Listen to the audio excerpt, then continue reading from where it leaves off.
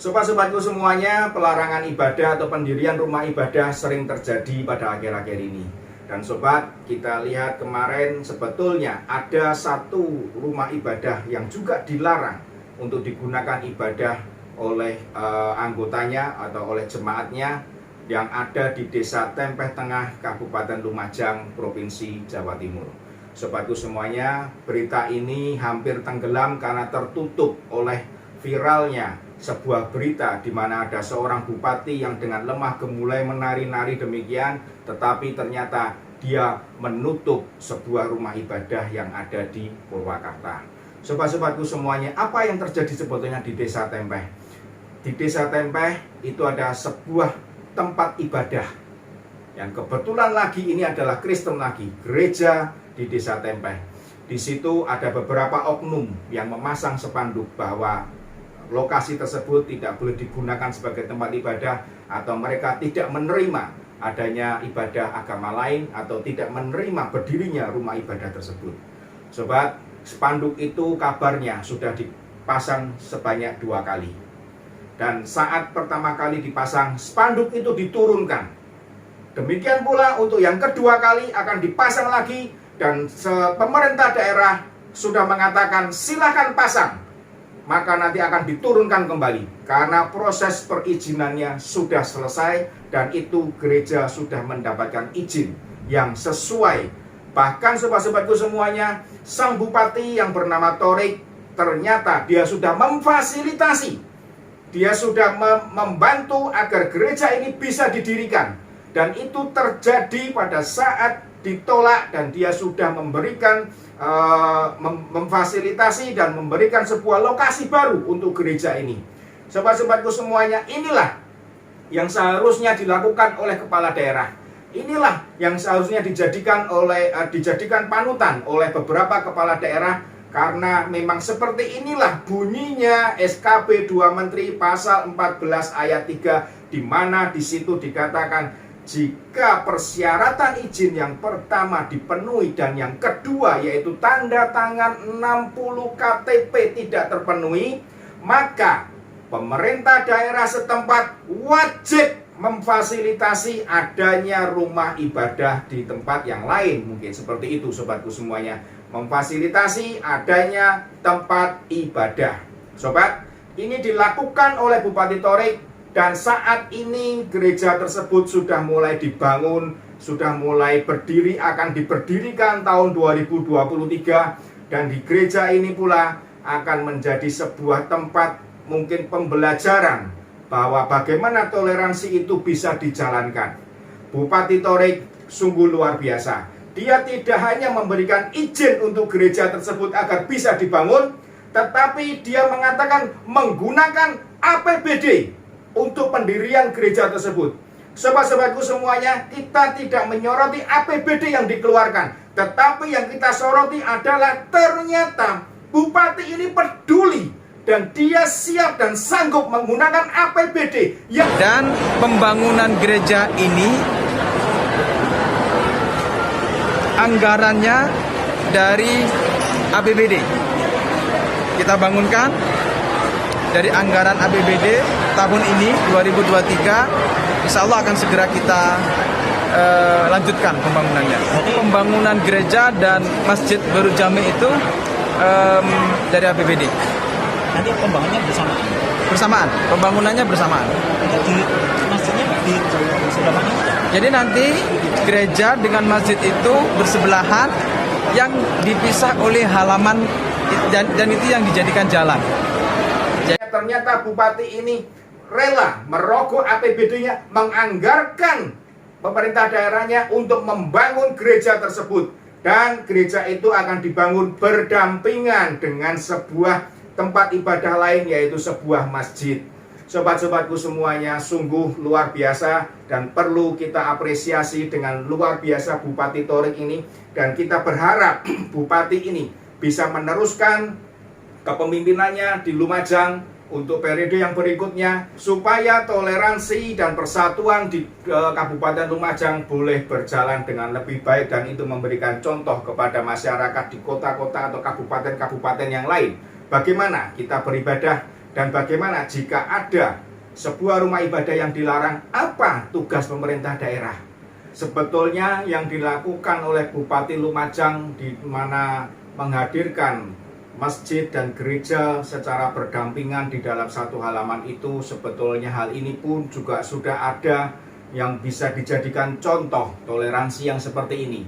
Seperti kita lihat sebuah gereja di Surakarta berdampingan bahkan bersebelahan satu tembok dengan sebuah masjid yang ada di Surakarta yang berada di Jalan Gatot Subroto. Sobat-sobatku semuanya, masjid ini sudah ada sejak lama, gereja ini pun juga sudah ada sejak lama, dan itulah menjadi contoh bagaimana kita hidup saling berdampingan. Jika kita bandingkan dengan yang di Purwakarta, di situ kita lihat bupatinya juga menjalankan aspirasi rakyat.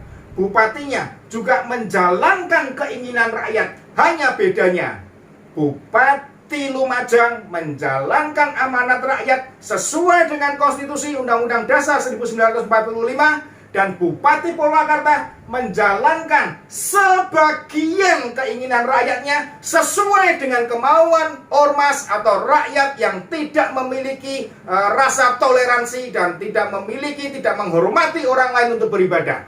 Perbedaannya ada di sini.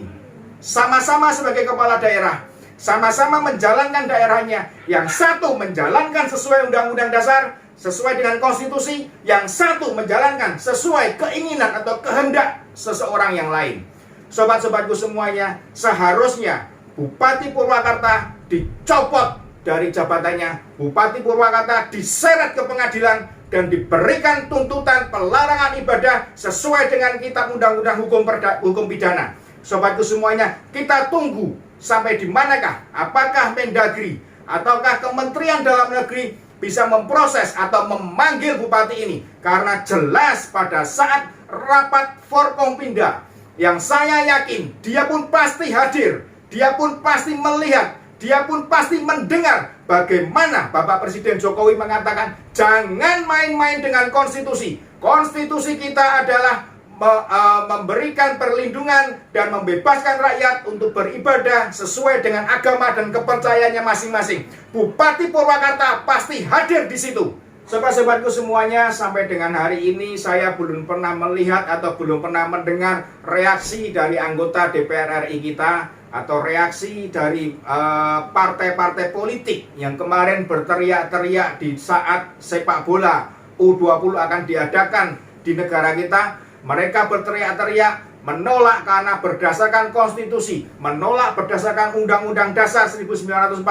Di situ dikatakan bahwa Indonesia menentang terjadinya penjajahan di atas bumi ini. Dan sobat, saya ingin menanyakan dan saya ingin supaya bisa mereka mengerti atau mereka peduli bahwa pelarangan ibadah terhadap umat-umat beragama itu sebetulnya merupakan penjajahan.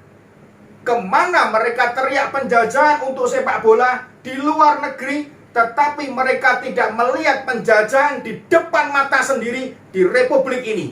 Seharusnya mereka mengambil tindakan. Dan untuk DPRD Purwakarta, sobat-sobatku semuanya, yang dilakukan oleh Bupati Purwakarta adalah sungguh luar biasa.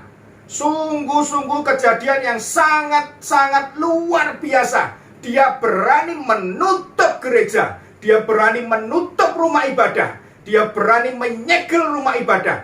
Dan dia pun harusnya mengerti apa itu SKB 2 Menteri dan apa itu Undang-Undang Dasar 1945. Sobatku yang di Purwakarta dan di tempat-tempat lain, perhatikanlah jika ada orang ke depannya akan masuk dalam sebuah perhelatan pilkada ataupun perhelatan sebuah pemilihan legislatif.